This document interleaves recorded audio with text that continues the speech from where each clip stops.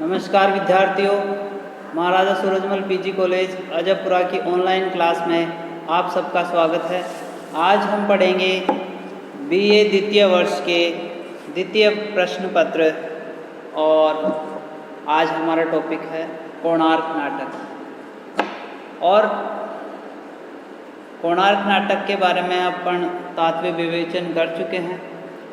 कोणार्क नाटक के जो मुख्य नायक है विशु, उनकी चारित्रिक विशेषताओं के बारे में अपन चर्चा करेंगे। सबसे पहली विशेषता है महाशिल्पी।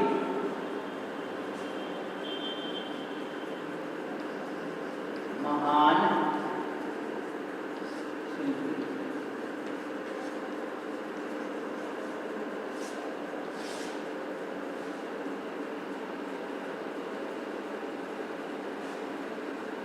कोणार्क नाटक के जो प्रमुख नायक है विशु, वे राजा नरसिंह देव के आज्ञानुसार कोणार्क मंदिर का निर्माण कर रहे थे और कोणार्क मंदिर के निर्माताओं में सबसे प्रधान जो शिल्पी थे वो विशु थे। उन्होंने भगवान सूर्य का भव्य मंदिर बनाने का बीड़ा उठाया था और उन्होंने एक आदर्श नमूना पेश किया कि भगवान सूर्य का मंदिर बनवाया, उसमें चुंबक वाला पत्थर लगाया और जो मंदिर में सूर्य भगवान की जो मूर्ति है उसमें 12 घोड़े व 12 चक्र उसमें अंकित थे। इस सम्मान के इस कार्य के लिए उन्होंने बहुत सारे बलिदान भी किए, लेकिन फिर भी उन्होंने इस मंदिर निर्माण में अपना पूरा अनुभव, अपनी पूरी कला झोंक दी और इसके लिए उन्होंने अपने जीवन में बहुत सारे त्याग भी करने पड़े। जो इन्होंने मंदिर बनवाया वो एकदम अद्भुत, शानदार व आकर्षक था और सभी शिल्पियों में महान शिल्पी व महाशिल्पी विशु थे।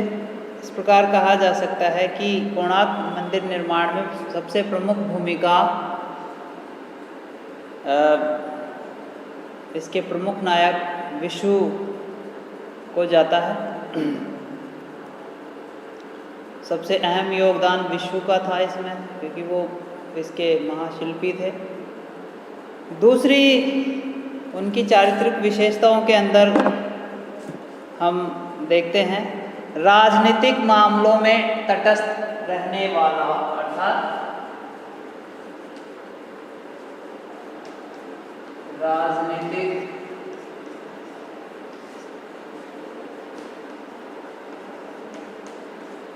मामलों में तटस्थ।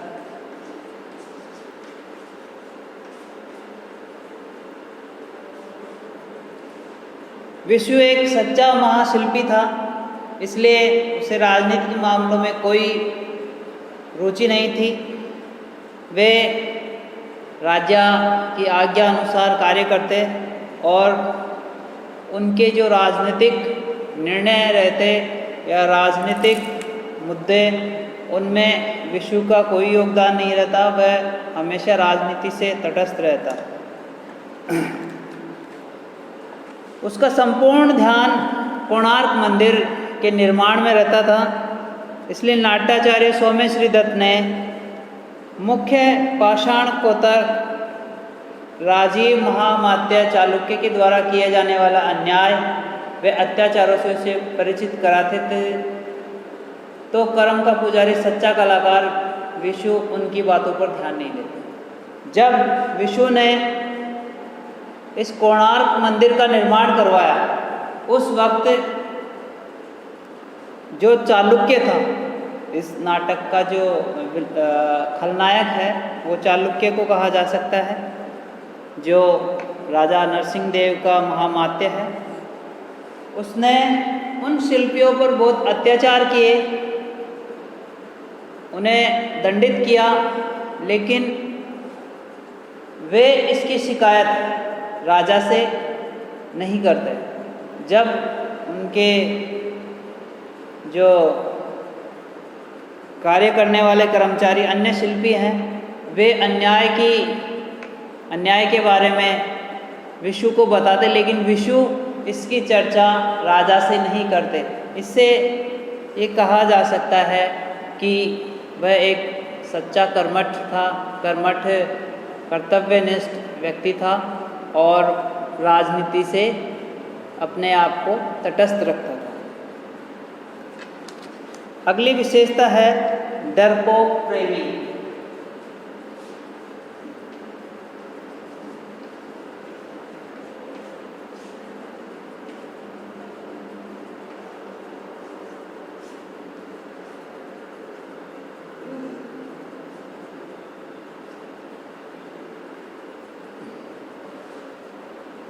नाटक कोणार्क नाटक में जब शुरुआत में इसके प्रमुख नायक विशु के बारे में चर्चा की जाती है, पूरा पूरे नाटक में कहीं पे भी स्त्री पात्र का उल्लेख नहीं है, लेकिन अंतिम संहार में दो स्त्रियों का वर्णन है, जिनमें एक स्त्री इनकी प्रेमिका है सारिका, और जिनसे ये प्रेम करते थे। सबर जाति की ये नवयुवती थी, और किसी कारणवश जब सारिका गर्भवती हो जाती है तो समाज के डर से, कुटुंब के भय से विशु उसको त्याग देता है और वहाँ से उसको अकेली छोड़कर भाग जाता है। और बाद में शिल्पी बन जाने के बाद में पूरा ध्यान कोणार्क मंदिर पर उसका ध्यान रहता है, लेकिन फिर भी कभी कभी उसको सारिका की याद आती थी। इस प्रकार कहा जा सकता है कि वह एक डरपोक प्रेमी था। अगली विशेषता है पत्नी और पुत्र के प्रति लगाव रखने वाला। पत्नी व पुत्र के प्रति लगाव रखने वाला। पत्नी व पुत्र की प्रति लगाव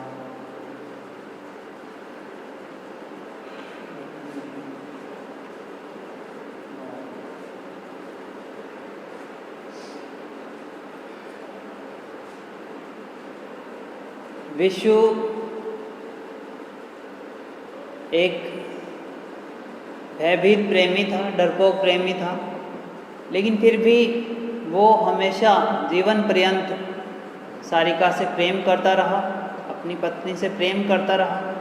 उसने शादी नहीं की, और जब उसको पता चलता है कि धर्मपद उसी का पुत्र है, तो वह सारिका के बारे में उससे चर्चा करता है और धर्मपद से पूछता है कि क्या तुम कभी मेरे को माफ़ कर पाओगे पुत्र। और उसके बारे में सारिका के बारे में अपने पुत्र से चर्चा करता है कि जब कभी भी वह मंदिर निर्माण में कभी उदास होता, हताश होता, तो उसकी पत्नी सारिका के बारे में वह सोचता, और सारिका जो धर्मपद की माँ थी वह उसकी प्रेरणा शक्ति बन जाती थी, और स्वयं विशु भी अपनी प्रेरणा शक्ति के रूप में सारिका को स्वीकार किया है। और जब अंतिम समय में जब चालुक्य से युद्ध होता है या चालुक्य मंदिर पर आक्रमण करता है, तो उस वक्त भी वह विशु अपने पुत्र धर्मपद को वहाँ से छोड़कर वहाँ से भाग जाने के लिए या मंदिर से निकल जाने का आदेश देता है। इससे ये सिद्ध होता है कि वह एक पत्नी प्रेमी व पुत्र प्रेमी व्यक्ति था। अगली विशेषता में देखते हैं, दूसरों के गुणों की प्रशंसा करने वाला।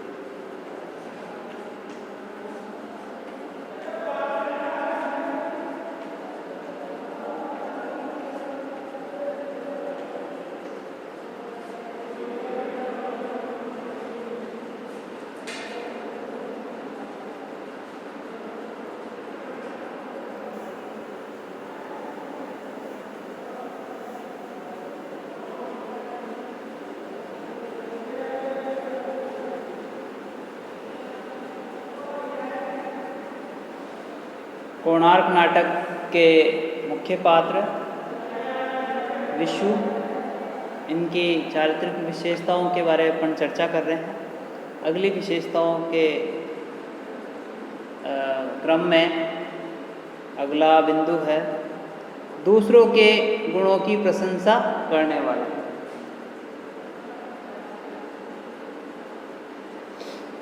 विशु महाशिल्पी होने के साथ साथ दूसरे के गुणों को महत्व देने वाला व उसकी प्रशंसा करने वाला भी था।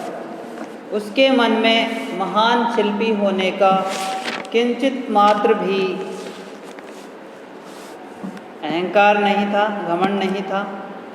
इसलिए शिखर स्थापित करने में धर्मपद द्वारा दिए गए सुझाव को स्वीकार ही नहीं किया, बल्कि उसकी योग्यता की मुक्त कंठ से प्रशंसा की, जबकि उसको पता भी नहीं था कि धर्मपद स्वयं उसी का पुत्र है। जब मंदिर बनकर निर्माण हुआ, मंदिर पूर्ण हुआ, तो उसके शिखर की जब बात आई तो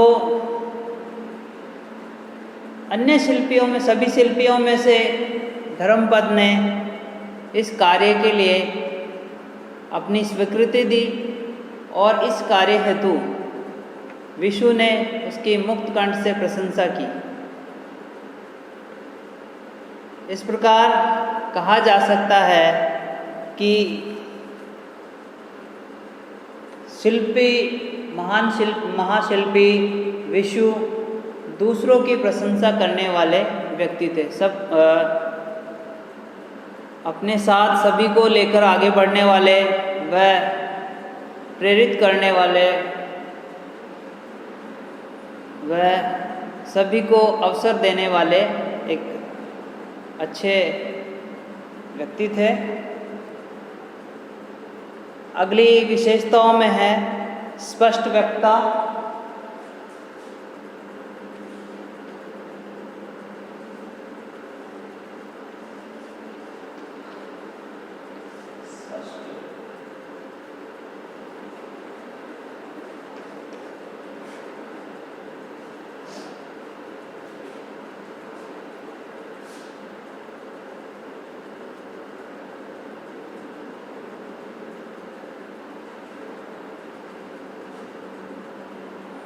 नाटक का मुख्य पात्र विशु महाशिल्पी होने के साथ साथ एक स्पष्ट वक्ता भी था।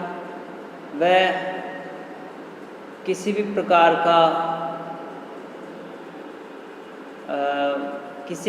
का निरर्थक कथन नहीं करता। वह सभी को एक साथ लेकर चलने वाला, सबका सामूहिक हित सोचने वाला वह सभी को प्रेरित करने वाला स्पष्ट वक्ता था। महाशिल्पी विशु सहनशील होने के साथ साथ स्पष्ट वक्ता भी था। इसी कारण जब वह अपने सामने किसी भी प्रकार का अन्याय होता तो किसी के प्रति गलत व्यवहार करते देखता तो वह अपनी बात स्पष्ट रूप से कहने में किंचित मात्र भी घबराता नहीं था। महाशिल्पी ने अपनी स्पष्टवादिता के कारण ही महामात्य चालुक्य के द्वारा भेजे गए दूत के कथनों का विरोध किया था कि महामात्य चालुक्य एक और राजा जो मंदिर निर्माण करवाना चाहता था, एक और चालुक्य उसका महामात्य राजा का वो उस मंदिर के निर्माण को रोकना चाहता था और शिल्पियों पर अत्याचार भी करता था। जब उसके द्वारा भेजे गए दूत ने इस मंदिर को बंद करने का आदेश दिया तो महाशिल्पी ने इस आदेश को मानने से इनकार किया, स्पष्ट शब्दों में मना कर दिया। इस प्रकार कहा जा सकता है कि नायक, इस कहानी का जो मुख्य नायक है विशु, वो स्पष्ट वक्ता है। अगली विशेषता है सहृदय और भावुक। मैं अगले पॉइंट यहाँ पे लिखता हूँ।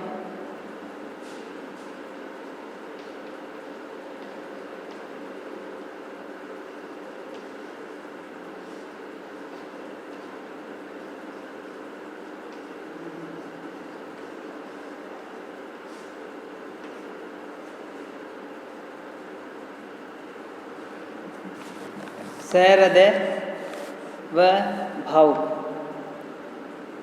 विशु एक सच्चा कलाकार, सच्चा व्यक्ति, कलाकार होने के नाते वह धीर गंभीर और सहनशील भी था। मंदिर निर्माण के दौरान उसको बहुत सारी कठिनाइयों का सामना करना पड़ा और अपने साथी शिल्पियों से दुर्व्यवहार व शिल्पियों के साथ अन्याय के विरुद्ध भी वह राजा से शिकायत नहीं करता। कलाकार होने के नाते सहृदय और भावुक भी था। इसलिए उसने धर्मपद के संबंध में कहा कि जिसके पास पिता की जिम्मेदारी ना निभाई हो, जिसकी माँ को जिसने असहाय छोड़ा हो, उसके प्रति बालक में रोष का भाव हो सकता है। अर्थात जब धर्मपद को पता चलता है कि वह उसके पिता है तो वो थोड़ा विरोध करता है और वह स्वयं कहता है कि जिसके साथ पिता की जिम्मेदारी ना निभाई हो, वह जिसकी माँ को जिसने असहाय छोड़ा हो, उसके प्रति बालक में रोष भाव हो सकता है। यह सोचकर विशु पहचान लेने के बाद भी अपने पुत्र धर्मपद से खुलकर बात करने में झिझकता है। इसी आधार पर उसने अपने साथी सौम्य से कहा था कि क्या वह मेरा मुंह भी देखना चाहेगा। अर्थात जिस पुत्र के प्रति उसके पिता ने उसको त्याग दिया, उसकी माता को त्याग दिया, क्या वह मुझे अपना पाएगा। अर्थात वह आत्मग्लानि से भरपूर है, भावुक व्यक्ति है। इसके साथ ही धर्मपद चालुक्य से युद्ध करने जा रहा था तो विशु पुत्र मोह में पड़कर उसे युद्ध से रोकना चाहता था। इस कथन से स्पष्ट है कि विशु सहृदय व भावुक व्यक्ति है। जब अंतिम क्षणों में चालुक्य ने मंदिर पर आक्रमण किया तो शिल्पियों ने उसका विरोध किया और उससे लड़ने के लिए धर्मपद जब तैयार होता है तो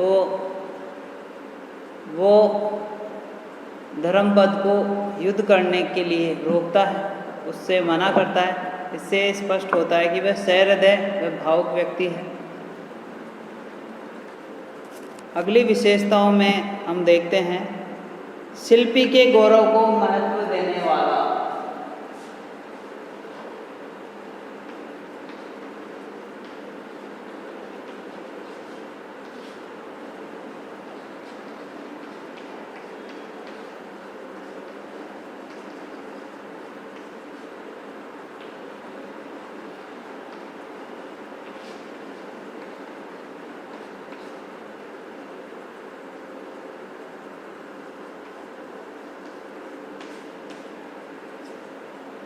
शिल्पी के गौरव को महत्व देने वाला।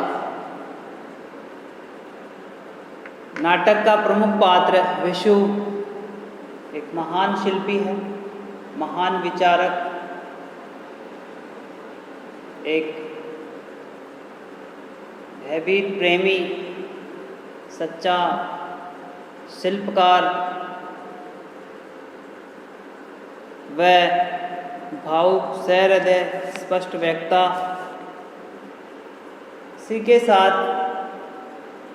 वह एक शिल्पी था और शिल्पी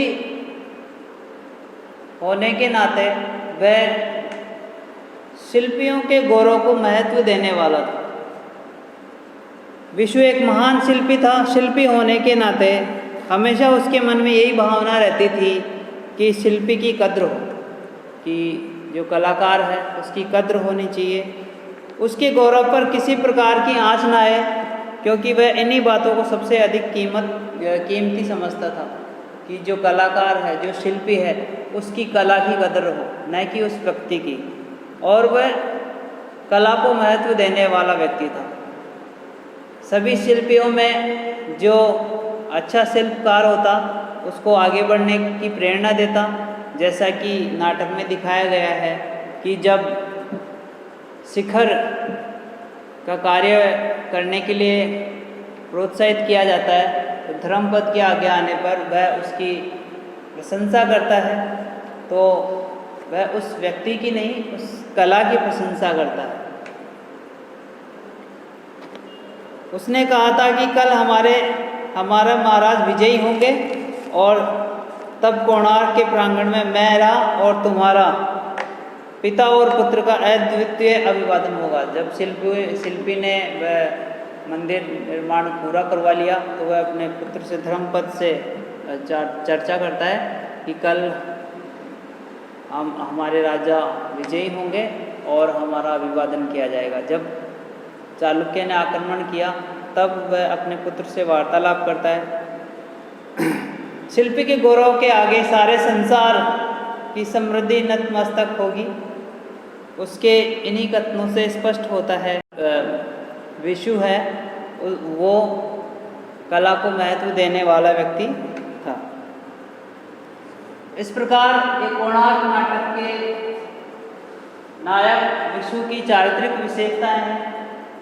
इनको हम बिंदुवार एक बार रिवाइज करते हैं। महान शिल्पी, नायक का प्रमुख पात्र, नाटक का प्रमुख पात्र विशु एक महान शिल्पकार था और उसने कोणार्क मंदिर की निर्माण करने के लिए वह इस कार्य के लिए अग्रसर होता है। राजनीतिक मामलों में तटस्थ वह महामात्य चालुक्य, वह राजा नरेंद्र देव, इन दोनों के राजनीतिक मामलों में वह हमेशा तटस्थ रहता था। वह मंदिर के निर्माण के कार्य को ही प्रमुखता दिया करता था। डरपोक प्रेमी, वह एक डरपोक प्रेमी था। उसने किसी स्त्री से प्रेम किया, गर्भवती होने के कारण वह उस कुल कुटुंब के भय की वजह, समाज की भय की वजह से उसको छोड़कर डर के भाग जाता है। इस प्रकार कहा जा सकता है कि वह डरपोक प्रेमी था। पत्नी व पुत्र के प्रति लगाव रखने वाला, लेकिन अपनी पत्नी को छोड़ के जाने के बावजूद वह अपनी पत्नी से हमेशा प्रेम करता। उसने विवाह नहीं किया, वह अकेले में उसकी छवि को देखता। वह अपने पुत्र के बारे में हमेशा सोचता रहता। इस प्रकार कहा जा सकता है कि वह पत्नी व पुत्र के प्रति लगाव रखने वाला था। दूसरों के गुणों की प्रशंसा करने वाला, वह हमेशा जो व्यक्ति अच्छा कार्य करता उसकी गुणों की प्रशंसा करता, उसकी शिल्प कला की प्रशंसा किया करता था। स्पष्ट वक्ता, वह स्पष्ट वक्ता था, किसी लाग बाग के लिए वह अपनी कथन नहीं करता था। सहृदय वह भावुक व्यक्ति था, जब धर्मपद युद्ध करने के लिए जाता है महामात्य से तो विष्णु उसको रोकता है। इस प्रकार सिद्ध होता है कि वह एक सहृदय व भावुक व्यक्ति था। शिल्पी के गौरव को महत्व देने वाला, उसका एकमात्र उद्देश्य ये रहता था कि शिल्पकार को वह उसकी कला को समाज देश के द्वारा सम्मान मिले और उसकी निरंतर उन्नति हो। इस प्रकार ये कोणार्क नाटक के प्रमुख पात्र विष्णु की चारित्रिक विशेषताएं रही। आज के लिए इतना ही। धन्यवाद।